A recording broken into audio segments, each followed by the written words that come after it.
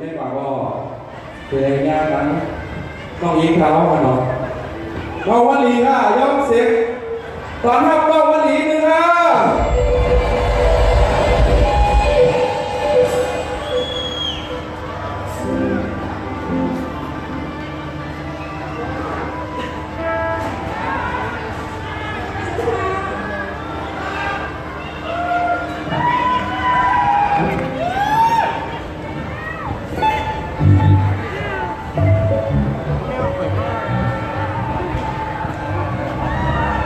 ไม่สูงพี่น้องเขาตั้งเสียงค่ะ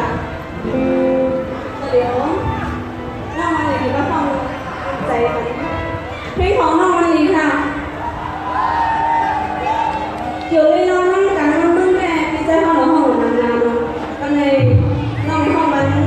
อยู่ในน้องตั้งหาเขาอันนี้ทำสิ่งที่เพื่อนใจค่ะ